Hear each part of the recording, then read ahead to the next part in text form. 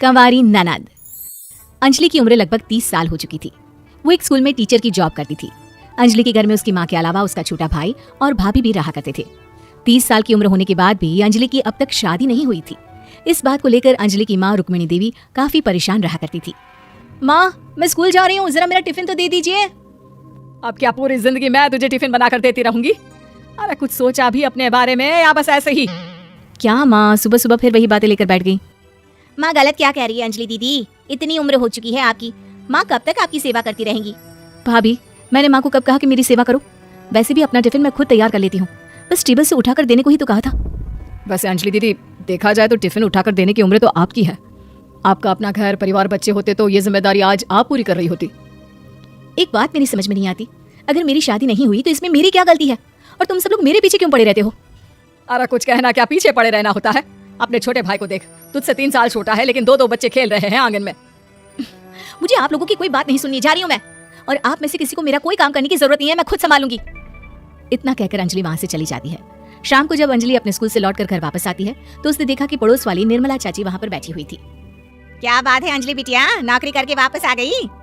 जी चाची जी, कैसी हैं आप? मैं तो ठीक हूँ बेटा, तुम बताओ शादी के बारे में कुछ सोचा या नहीं? अरे रहने दीजिए ना, इससे तो शादी की बात करना ही बेकार है। कुछ भी कहो तो गुस्सा करती है, बात बात पर आंखें दिखाती है। माँ, आप ऐसा क्यों कह रही हैं? मैंने कब आप पर गुस्सा किया? अरे अंजलि बेटा, तुम्हारी माँ ठीक ही तो कहती है। 30 की होने आई हो, अब तुम्हें भी शादी वादी कर लेनी चाहिए। चाची जी, आप तो ऐसे कह रही हैं जैसे शादी करने से मैंने मना किया हो। रहने दीजिए निर्मला चाची, हमारी अंजलि दीदी को अभी तक उनकी पसंद का दूल्हा नहीं मिला ना, इसीलिए वो शादी नहीं कर रही। भाभी, ऐसी कोई बात नहीं है। अरे तो फिर क्या बात है? तुम्हारी माँ ने तुम्हारे लिए इतने रिश्ते ढूंढे लेकिन तुम्हें कोई पसंद ही नहीं आता। क्या है ना चाची जी, हमारी ननद रानी नौकरी जो करती है ऐसे ही थोड़ी ना किसी को पसंद कर लेंगी। अरे भाई, नौकरी का घमंड है तो बात अलग है, कोई और बात हो तो बताओ, कोई रास्ता निकाला जाए। नहीं नहीं चाची जी, कोई बात नहीं है, बस मुझे अभी तक अपनी पसंद का कोई मिला नहीं है। सुन लिया आपने, इस लड़की के तो पर निकल आए हैं और इतनी उम्र में अपनी पसंद का कोई मिलेगा भी नहीं इसे। माँ, आप मेरी शादी को लेकर हमेशा मुझे ताने क्यों मारती रहती हैं?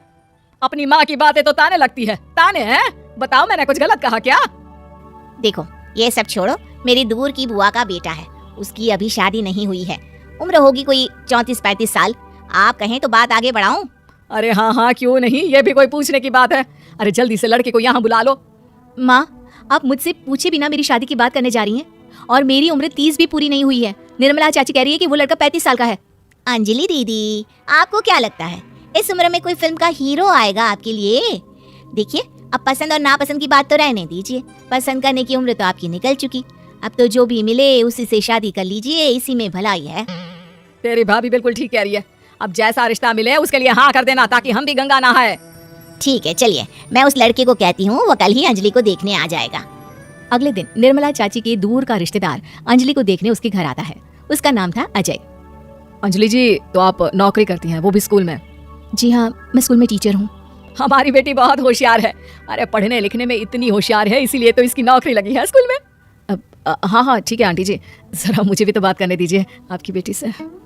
जी पूछिए ना, क्या पूछना चाहते हैं? अंजलि मैडम, ये तो बताइए कि आपने अभी तक शादी क्यों नहीं की? बस ऐसे ही, कहीं कोई रिश्ता पसंद नहीं आया इसलिए। लेकिन क्या मैं आपसे पूछ सकती हूँ कि आपने शादी क्यों नहीं की? अंजलि, क्या कर रही हो तुम? लड़कियों को इस तरह की बातें नहीं शोभा देती।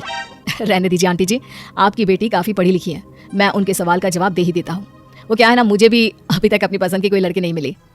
अच्छा अच्छा, कोई बात नहीं। वैसे आपकी तनख्वाह कितनी है? कितना कमा लेती है महीने का? जी यही कोई 25,000 महीने। बस 25,000? इतने से क्या होता है? इतने से तो आजकल घर भी नहीं चलता।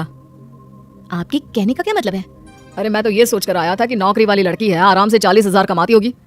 माफ कीजिएगा, आपका और मेरा रिश्ता नहीं हो सकता। जी कोई बात नहीं, मुझे भी आपके साथ शादी करने में कोई इंटरेस्ट नहीं है। अंजलि, किस तरह की बात कर रही हो? घर आए रिश्ते को ठुकरा रही हो तुम। दीदी, अब इस उम्र में आपको इतनी अकड़ नहीं दिखानी चाहिए। अच्छा खासा रिश्ता हाथ से निकल गया, कहीं ऐसा ना हो कि जिंदगी भर कुंवारी ही रह जाओ आप। कुछ दिन और ऐसे ही निकल जाते हैं और अंजलि की शादी कभी नहीं होती। अंजलि के परिवार वाले बिंदास उसे ताने मारते रहते हैं, लेकिन अंजलि एक बड़ी नौकरी की तैयारी करती है और उसमें सिलेक्ट होने के बाद अंजलि को एक बहुत बड़ी नौकरी मिल जाती है।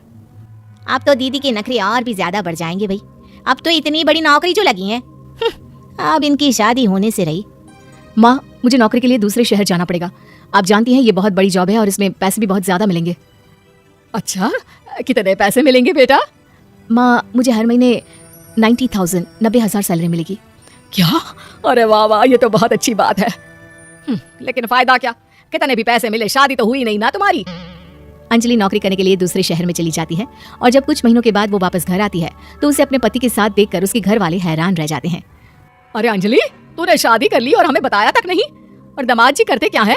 इतनी बड़ी कार है उनकी। माँ, मैं आपको सब कुछ बताना चाहती थी लेकिन आप सबकी ताने सुनकर बहुत दुखी हो गई थी और इसलिए मैंने अपनी पसंद से शादी कर ली।